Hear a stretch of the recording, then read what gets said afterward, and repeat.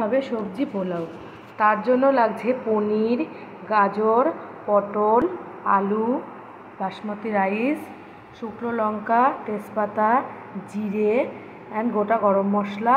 আর এখানে আছে আদা, ধনে, জিরে, লঙ্কা আর টমেটোর একটা পেস্ট আর ফ্যাটানো টক দই। এই যে কড়াইতে তেল গরম বসিয়েছি, তেলটা গরম হচ্ছে।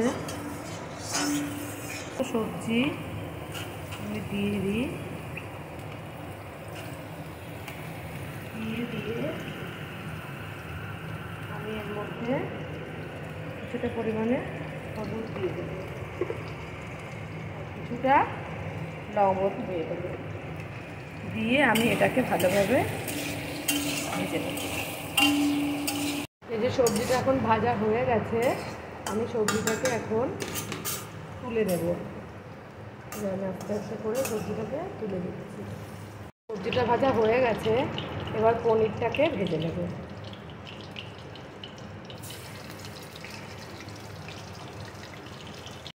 পনিরটাকে এবার একটু হালকা হাতে আঁচটা কমিয়ে দিয়ে ভালো করে একটু ভেজে নেব। দেখুন পনিরটাও ভাজা হয়ে গেছে, আমি পনিরটাকেও এরকম তুলে নিচ্ছি। এরপরে আমি কড়াইতে দিয়ে দেব সমস্ত গোটা গরম মশলা, জিরে, তেজপাতা, শুকনো লঙ্কা আর সামান্য একটু হিং।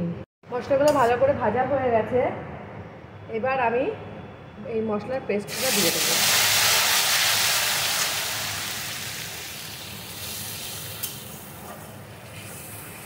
সামান্য একটু জল অ্যাড করছি। একে একে এতে দিয়ে দেব হলুদ,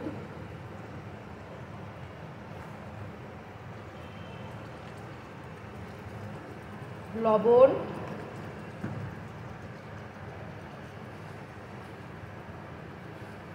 আর সামান্য চিনি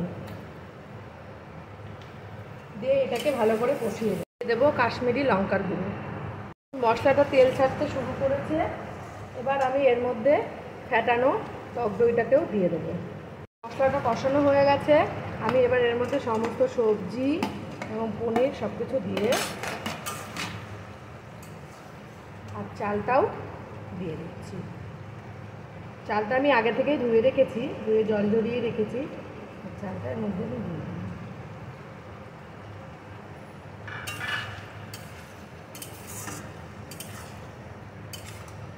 দিয়ে এটা আমি ভালোভাবে নাড়তে থাকব। গ্যাসের আঁচটাকে কমিয়ে দেব, দিয়ে এটা আমি ভালোভাবে নাড়তে থাকবো। দেখুন এটা কষানো হয়ে গেছে, এবার এটা থেকে জল ছাড়তে শুরু করেছে। আমি এতে পরিমাণ মতন জলটা দিয়ে দেবো।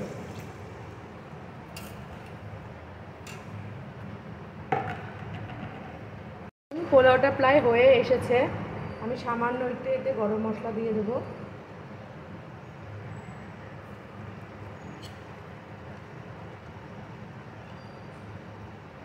সামান্য একটু ঘি এতে ছড়িয়ে দেবো।